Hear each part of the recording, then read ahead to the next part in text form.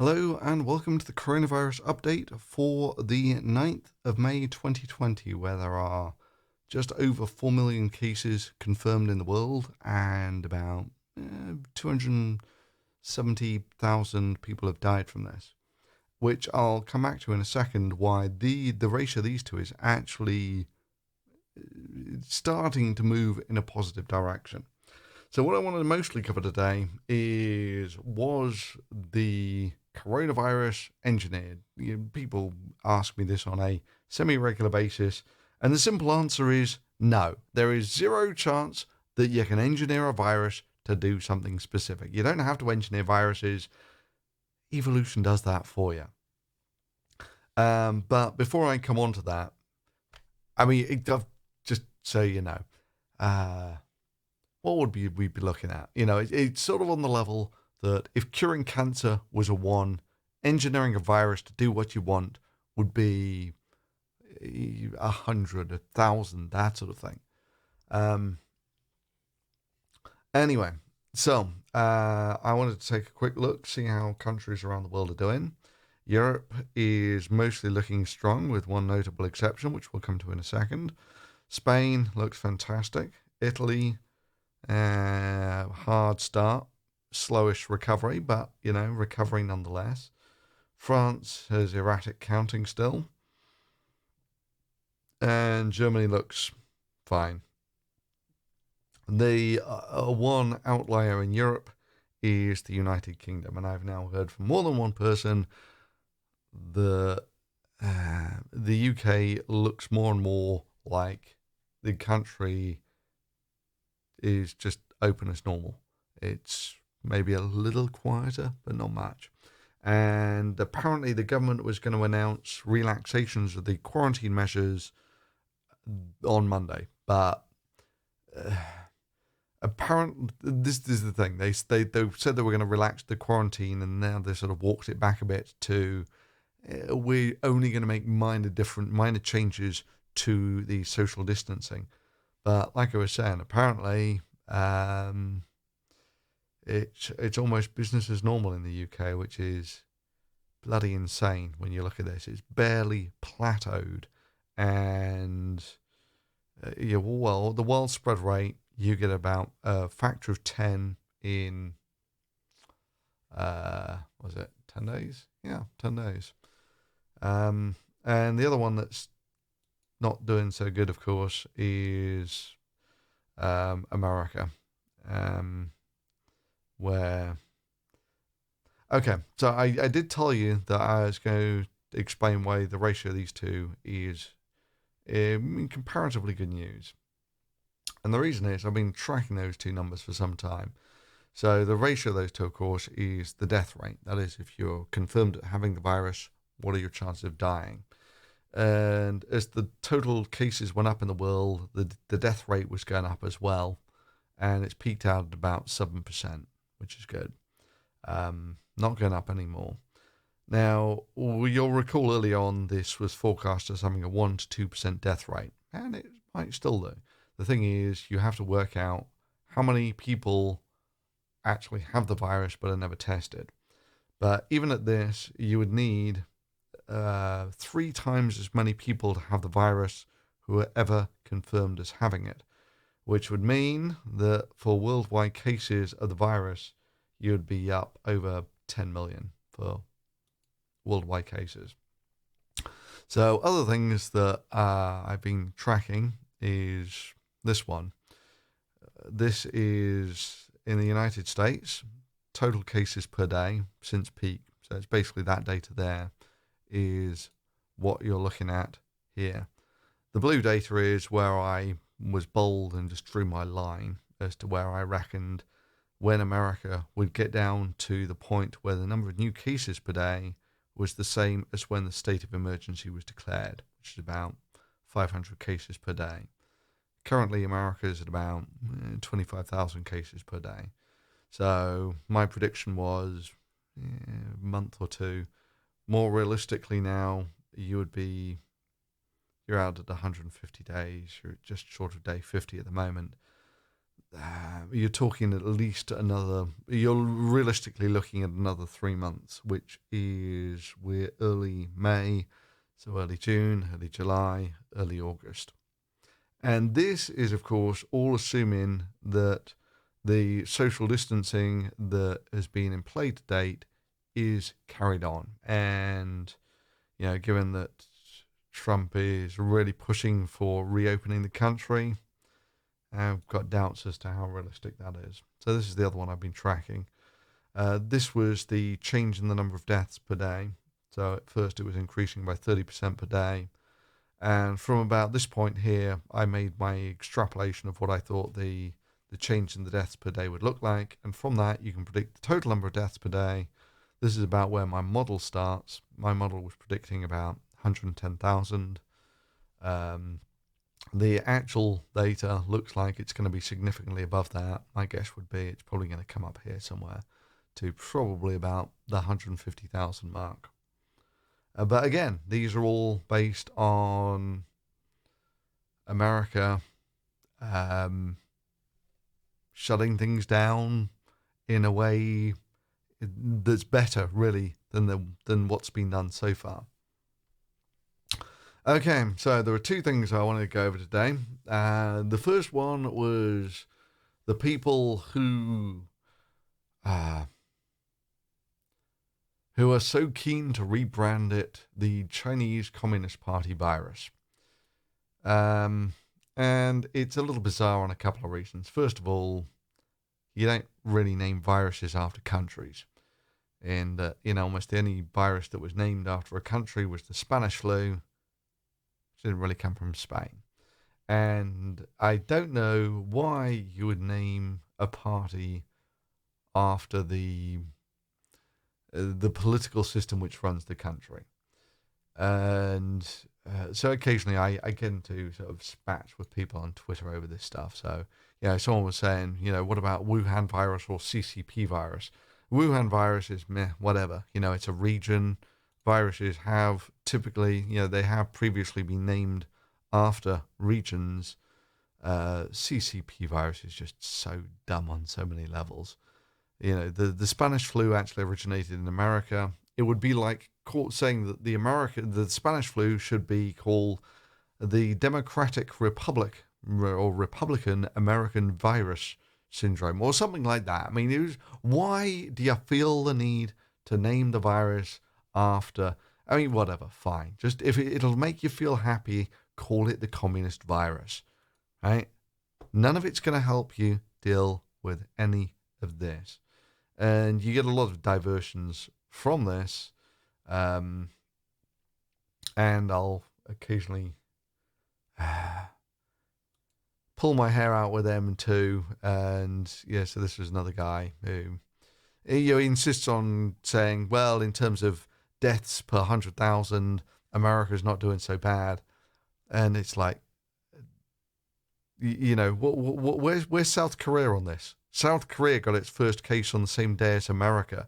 And South Korea is down at, what, 1/3% on all of this? Anyway, so, I'll just lose my... basically just throw my hands up in despair. Fine. Had it with trying to talk sense into you folks.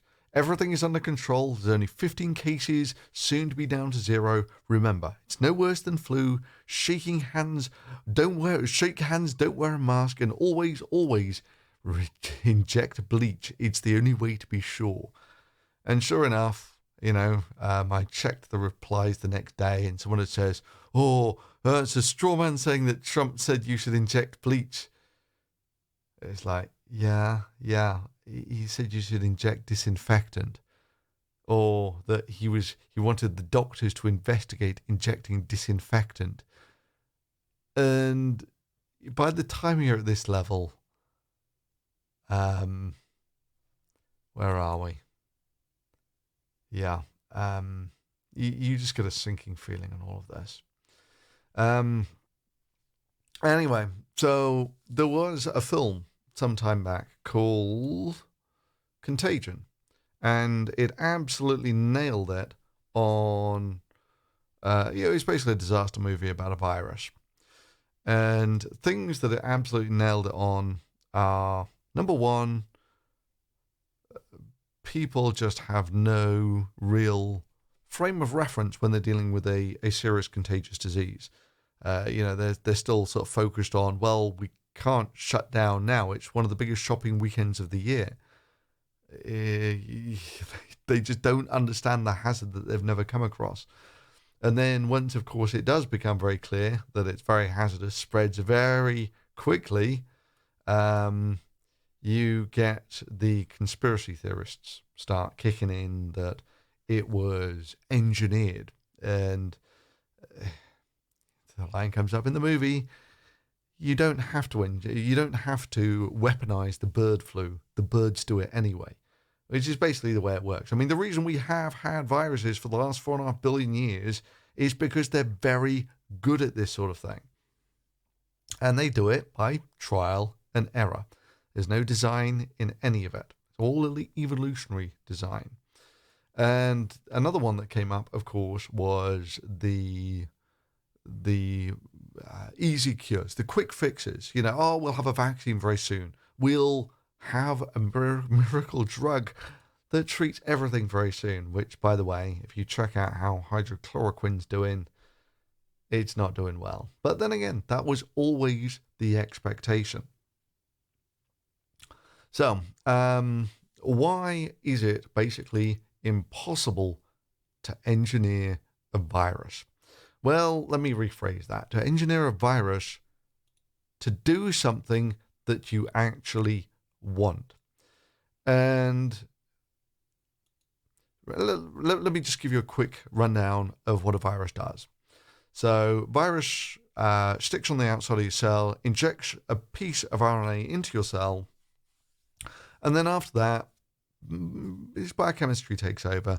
Your cells can't tell the viral RNA from any other RNA, and they just follow the instructions on the RNA, which says make more capsid proteins and create more strands of RNA, and basically they self-assemble into viruses, which are excreted. And then, if it's all done right by trial and error, the way the birds weaponize the bird flu, those will actually spread to other organisms where they'll cook up inside the organism, and so it spreads. That's basically the life cycle of a virus. Now, most viruses that have mutated in some way, shape, or form go absolutely nowhere. Most of them won't go in. Most of them won't even be able to latch on to the cell, so they can't even get into the cell. That's barrier one. That's a real problem. You can't get into the cell. You can't make any more viruses. And even if you get into the cell, you've got a bloody knife edge to go on here to actually start producing the proteins for the outside and the extra RNA. You've got to get the rates all right. Otherwise, you end up killing the cell before you start generating new viruses, which is, again, a load of viruses do that. They get inside the cell and they basically kill the cell before they start replicating new viruses.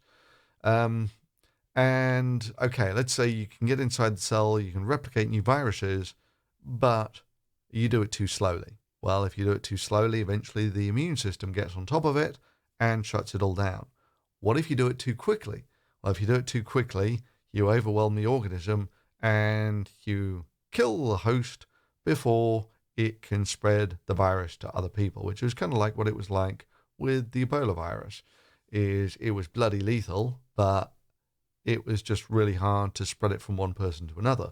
So ideally what you want is almost what we got at the moment, is a virus where it cooks up and it's transmissible while people are still mostly asymptomatic. And some people, of course, are totally asymptomatic, which means that the virus has hit a sweet spot. But even at that, you're not done with trying to actually get a virus to do something. Because the virus, let's say these are now inside someone's lungs, right? You've got to get the virus from someone's lungs to somebody else's lungs This is all going to be in the design, of course. This is all going to be in the RNA at some level. And so you need the virus to have some survivability outside of the body, which is, again, tough. You want it to survive outside. And then, of course, you've got to factor in all the sort of social, economic things about how the virus will spread through the population, what'll make it infectious, what'll make it stoppable, all that sort of thing. And yeah, even any one of those steps is just beyond the technology of mankind. In fact, any one of those steps is kind of comparable to curing cancer. If you think about it, what's cancer? It's just, well, the cell kind of goes a bit rogue and it starts just making more and more copies of itself. So it's a relatively minor tweak between cancer and no cancer. And here you've got to basically understand all the workings of the cell and get it to just right levels that it produces lots of viruses without killing the host. You've got to get them to spread all over the place, and then all over the world. And even at that, you have to, if you're going to try and weaponize this, you want it to selectively infect one country but not another. Yeah, we're into a super optimistic territory here. So it's just no on every level that the virus could be engineered. I mean, if you wanted me to throw out some wild speculation, it's dumb, as you'll see in a second, but at least there's a degree of coherence to it that China didn't think that America and Europe would be able to respond quickly enough to contain the virus. So that was okay. But and therefore it worked as a weapon simply because of the incompetence of other countries around the world. This is dumb for two reasons. The first is viral genomes, they talk to other viruses. They share fragments of RNA with other viruses. They've got a weird way of mixing up their RNA. So if you engineer some super bloody lethal virus on the basis that it's going to whack people you don't like, that viral DNA gets into the gene pool. And as you see, once it spreads all over the world, you can't get rid of it. So it would be dumb like that. It would also be dumb in that you're essentially killing your customers. Right? China's got some huge manufacturing base, which is great as long as you've got stuff to sell the things to. If all of a sudden you crash the world economy, you go down with it. You're part of the world economy. you kill off your customers, they can't buy stuff anymore. You trash their economies, they can't buy your stuff anymore. But you'll have to forgive me, it's going to be another World War II anecdote. But the reason that America really did come out as almost the sole winner of World War II is because almost all the other countries that fought, virtually all of Europe, was essentially decimated. The manufacturing base was largely decimated by World War II, bombing and disruption and all that sort of thing. And the same was true of Japan. America was never really bombed. In fact, I don't think mainland America was bombed at all. And so it had built up this huge manufacturing base where it was basically supplying the weapons for a two-front war, the European theatre and the Pacific theatre. And afterwards, of course, all that juicy manufacturing capability went into manufacturing other goods, which you could then export to recovering economies. So, there's elements of the Marshall Plan in here. So, even if you're just looking at the simple economics, it doesn't make a lot of sense to try and infect people, infect the world with a virus. In any event, damn.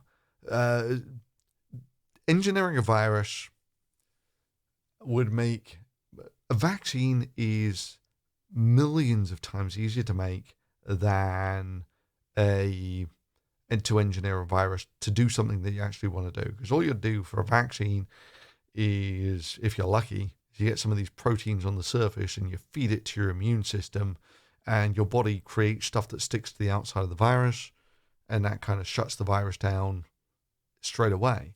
That's comparatively simple to do compared to trying to engineer the entire life cycle of the virus and its spread through both organisms and societies. Anyway, I think I'll call it quits there. If you enjoyed that or found it useful, give it a thumbs up. Be greatly appreciated. And Patreon links below if you're into that sort of thing. And thanks for watching. See you next time.